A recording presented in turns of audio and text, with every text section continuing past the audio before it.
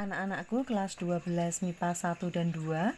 Hari ini Bu Retno akan memberikan cara menjawab soal-soal kuat arus listrik, hukum Ohm, dan hukum Kirchhoff. Kita mulai soal yang pertama. Perhatikan, dalam seutas kawat mengalir muatan listrik sebesar 6 mikrokulom.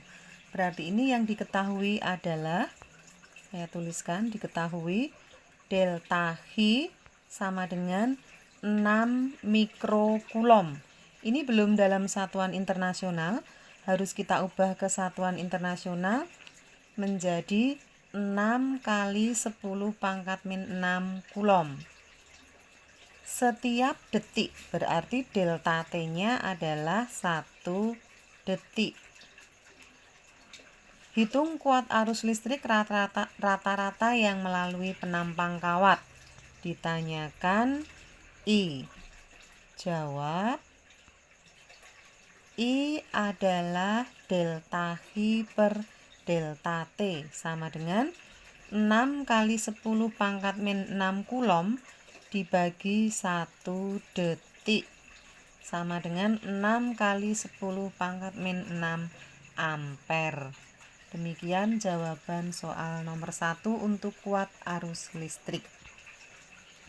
Kita akan melanjutkan dengan soal yang kedua.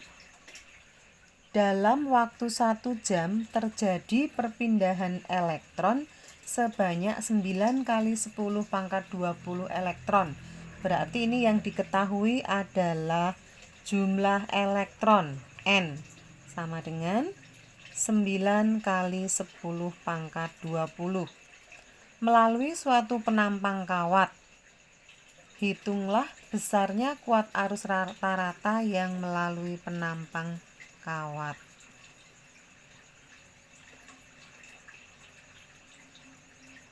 Waktunya tadi 1 jam, berarti T adalah 1 jam. Kita ubah menjadi 3600 sekon. Yang ditanyakan adalah I. Dari rumus I sama dengan delta H per delta T, maka kita harus mencari delta H-nya terlebih dahulu. Delta H sama dengan N dikalikan E. N-nya itu ada 9 kali 10 pangkat 20. Kemudian E itu adalah muatan elektron. Nilainya adalah 1,6 kali 10 pangkat minus 19. Jika kita hitung, ini hasilnya adalah 14,4 kali 10 pangkat 1 kulom atau 144 kulom. Sehingga rumus I bisa kita selesaikan. Delta H sudah kita cari 144 kulom. Delta T-nya adalah 3600 sekon, sehingga kuat arusnya 0,04 ampere. Demikian penyelesaian untuk soal nomor 2. Kita akan melanjutkan dengan hukum Ohm. Hukum Ohm. Sebuah kawat aluminium memiliki luas penampang 2 kali 10 pangkat min 4 meter persegi. Sehingga ini yang diketahui adalah luas itu A. A sama dengan 2 kali 10 pangkat min 4 meter persegi. Dan nilai hambatannya adalah 10 pangkat min 4 ohm. Maka ini adalah R sama dengan 10 pangkat min 4 ohm. Jika diketahui hambatan jenis aluminium, ini adalah Rho. Rho sama dengan 2,82 kali 10 pangkat min 8 Newton meter. Yang ditanyakan adalah panjang kawat. Dari rumus hambatan sama dengan hambatan jenis, panjang dibagi luas, maka kita masukkan nilainya. R tadi 10 pangkat min 4 massa jenisnya 2,82 kali 10 pangkat min 8, L-nya dicari, A-nya 2 kali 10 pangkat min 4. Kemudian yang ditanyakan adalah L-nya, maka L sama dengan pindah ruas 10 pangkat min 4 dikalikan bagian bawah 2 kali 10 pangkat min 4 dibagi 2,82 kali 10 pangkat min 8. Ini kalau kita hitung 2 kali 10 pangkat, bilangan berpangkat jika dikalikan dengan bilangan berpangkat, hasilnya bilangan pangkat ini dijumlah. Maka min 4 ditambah min 4 itu min 8 dibagi 2,82 kali 10 pangkat min 8. Kita hitung 2 dibagi 282 itu 0,7. Bilangan berpangkat jika dibagi, maka bilangan yang pangkat yang di bawah ini bisa naik ke atas berubah tanda. Sehingga minus 8 ditambah 8 itu 0. Maka panjangnya adalah 0,7 meter. Demikian untuk hukum Ohm. Kita akan lanjut. Yang C, pengaruh temperatur terhadap hambatan kawat.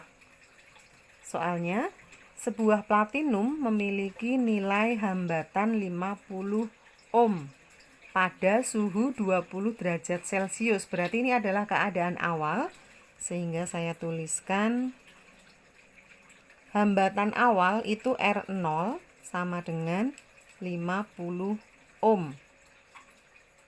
Suhu awal itu T1 sama dengan 20 derajat Celcius. Dan koefisien suhu hambatan platinum itu alfa sama dengan 3,92 kali 10 pangkat min 3 per derajat Celcius. Ketika direndam dalam sebuah bejana berisi indium yang meleleh, nilai hambatannya menjadi 76,8. Berarti ini adalah R akhir, RT sama dengan 76,8 ohm. Yang ditanyakan adalah titik lebur, berarti ini suhu akhir yaitu T2. Dari rumus R akhir sama dengan R awal dikalikan 1 plus alfa delta T. RT-nya sudah ada, tadi 76,8. Kemudian R0-nya 50 ohm. Kalikan 1 plus koefisiennya adalah 3,92 kali 10 pangkat min 3. Delta T-nya kita cari terlebih dahulu. Maka sini saya tulis ulang 76,8. 50 kali 1 itu 50 ditambah 50 kali 3,92 itu 196 kali 10 pangkat min 3 delta T. Sehingga pindah ruas, delta T sama dengan 76,8 dikurangi 50 dibagi 196 kali 10 pangkat min 3. Yang atas 76,8 dikurangi 50 itu hasilnya 26,8 dibagi 196 kali 10 pangkat min 3. Kita hitung, itu hasilnya adalah 0,137 kali 10 pangkat 3. Kita mundurkan komanya 1, 2, 3 kali, berarti menghilangkan 3 di sini, maka dapatlah 137. Ini adalah delta T. Yang ditanyakan adalah T2, maka satu langkah lagi bahwa delta T itu T2 minus T1. Delta T-nya 137, T2 ditanyakan, dan T1-nya adalah 20. Maka T2 sama dengan 137 dikurangi 20, itu hasilnya adalah 117 derajat Celcius. Demikian penyelesaian untuk titik lebur indium. Masih satu lagi, kita akan belajar tentang hukum Kirchhoff. Hukum Kirchhoff bunyinya, yang pertama nih ya, hukum Kirchhoff yang pertama bunyinya bahwa I masuk, jumlahan I masuk sama dengan jumlahan I keluar. Dari gambar ini ada dua titik percabangan. Ini adalah titik cabang yang pertama, ini adalah titik cabang yang kedua. Kita selesaikan titik cabang yang pertama dulu. I masuk sama dengan I keluar. Ini adalah anak panah tanda masuk, berarti yang masuk adalah I1. Yang keluar ada I2, I3, I4. Kita jumlahkan I2, I3, I4. Dari soal diketahui kalau I2 itu nilainya 1 ampere, I3 dicari, I4-nya adalah 0,5 ampere. I1-nya 3 ampere sudah nggih. Berarti ini 3 ampere. Berarti 3 ampere sama dengan 1 ditambah 0,5 itu ada 1,5 ampere plus I3. Sehingga I3 sama dengan 3 ampere dikurangi 1,5 ampere sama dengan 1,5 ampere. Ini kita sudah menjawab I3. Sekarang kita akan menjawab I5. Berarti kita menuju ke titik percabangan yang kedua. Titik percabangan yang kedua, I masuk sama dengan I keluar. Kalau titiknya di sini, berarti yang masuk adalah I2, I3, dan I4. Kita jumlah I2 ditambah I3 ditambah I4 sama dengan yang keluar adalah I5.